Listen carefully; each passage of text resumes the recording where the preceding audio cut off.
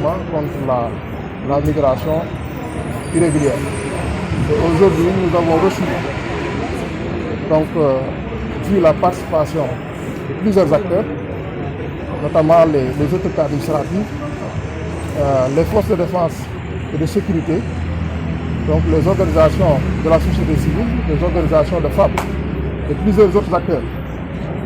À travers donc leur contribution, nous avons pu avoir de nouvelles orientations par rapport donc à cette lutte, donc lutter efficacement à l'immigration, donc à la migration irrégulière.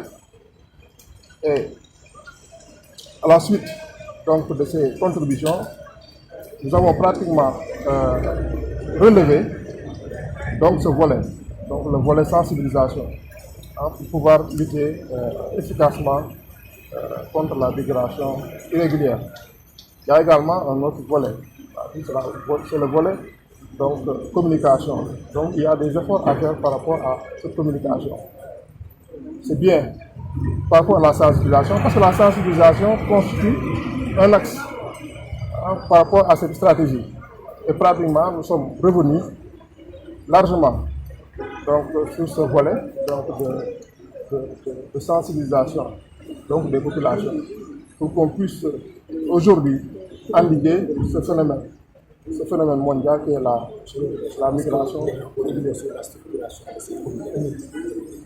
Bon, par rapport à la structuration, il s'agira déjà de mettre en place ce comité par un arrêté. Donc le gouverneur et le préfet devront prendre des arrêtés pour revenir un peu sur les missions, la composition, donc les membres qui devront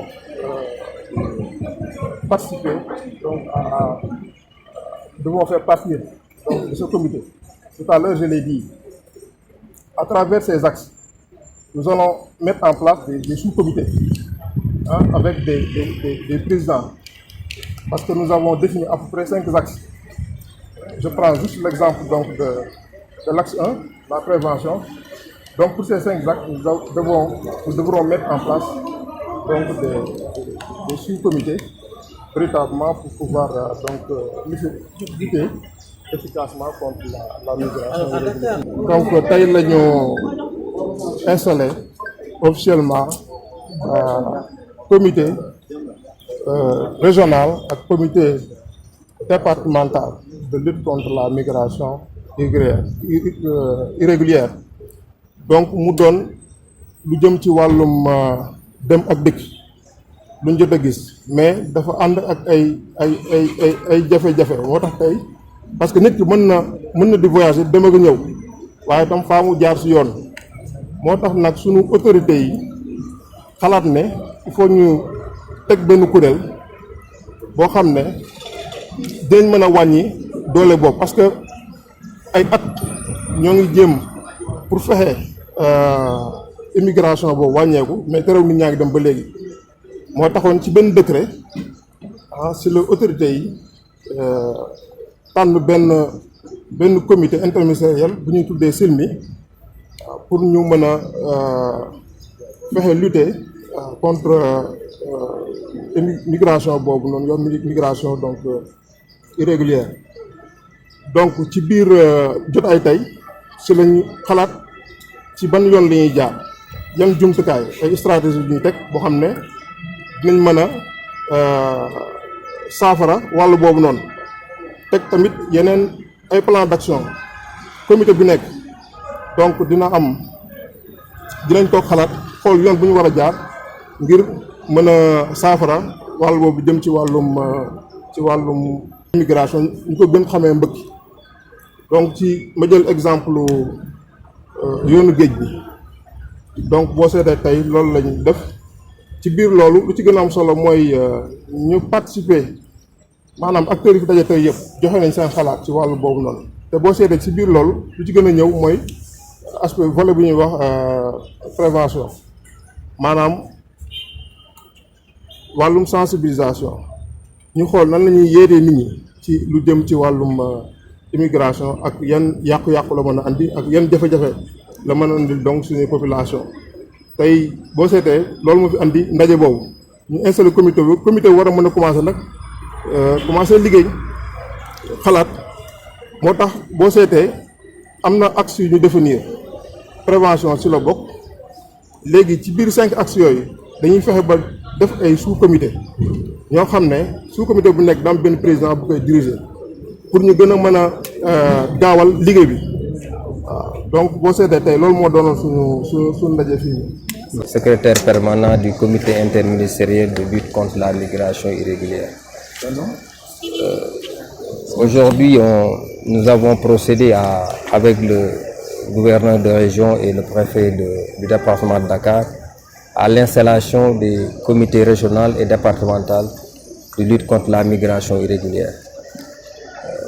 Le SILMI a été mis en place en 2024 par un décret pour coordonner l'ensemble des activités, des actions des ministères et structures qui sont compétents dans la lutte contre l'immigration irrégulière, la gestion des frontières et la mise en œuvre de la migration légale et circulaire.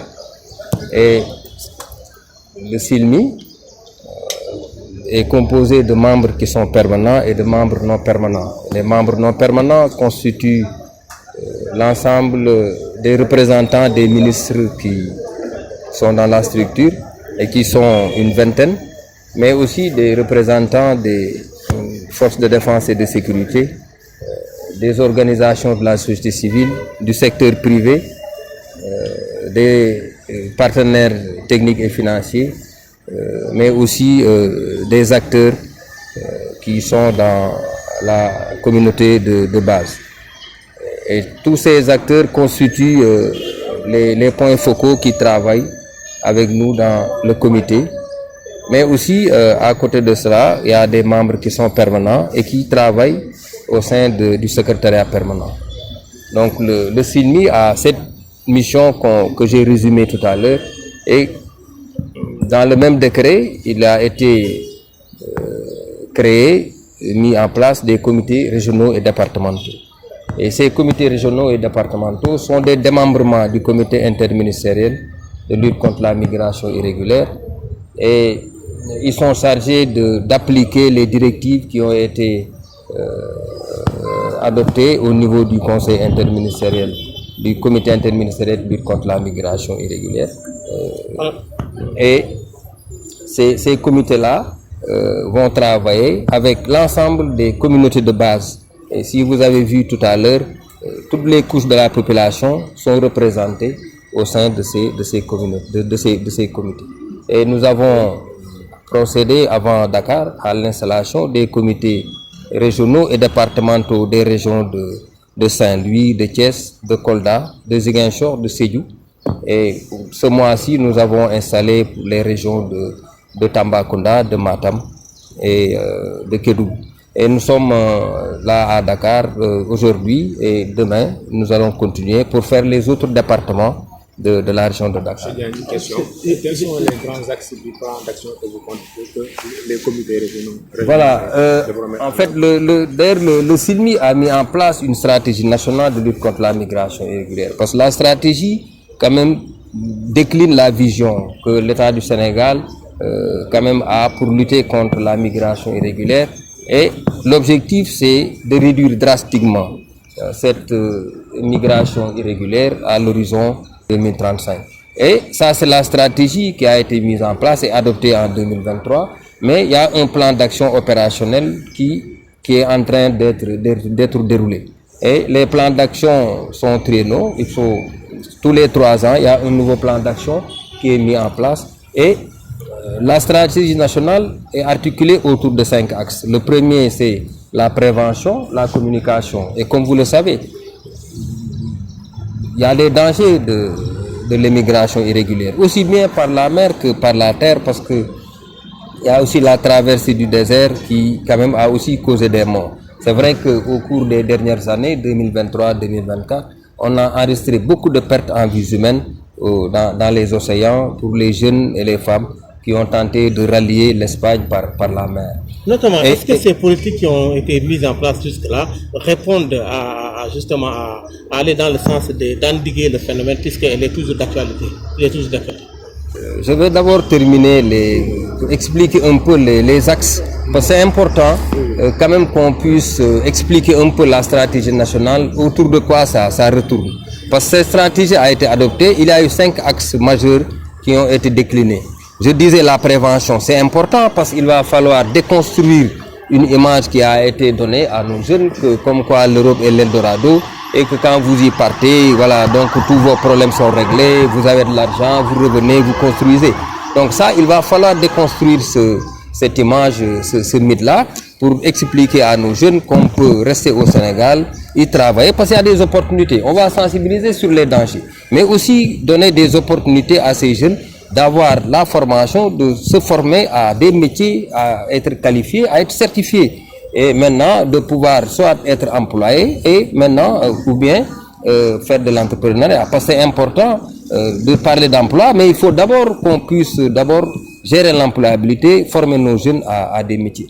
Il y a aussi d'autres, à part la prévention, il y a la gestion des frontières, il y a la répression, mais juste la répression pour les réseaux de trafiquants. Parce que comme on a dit, les migrants sont objets de trafic, ils ne sont pas réprimés, mais les réseaux de trafiquants méritent quand même d'être combattus, c'est parce que c'est eux qui aident quand même les jeunes et les femmes à partir. Mais aussi, il y a l'accompagnement des migrants, mais aussi le retour qu'il faudra gérer, les migrants de retour, ceux qui veulent rentrer, qui sont rentrés. Et souvent, comme on le dit, derrière chaque migration, il y a des rêves, quoi. Donc, et quand la personne revient sans pour autant avoir réalisé ses rêves, elle peut être perturbée. Donc, elle a besoin d'être accompagnée et pour même procéder vraiment travailler à sa réinsertion. Alors, vous avez parlé d'un centre de collecte et d'analyse des données migratoires.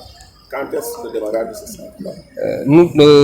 Ce centre, nous allons démarrer au courant de ce mois de mars, normalement, parce qu'on a terminé toutes les installations avec le partenaire technique Securiport.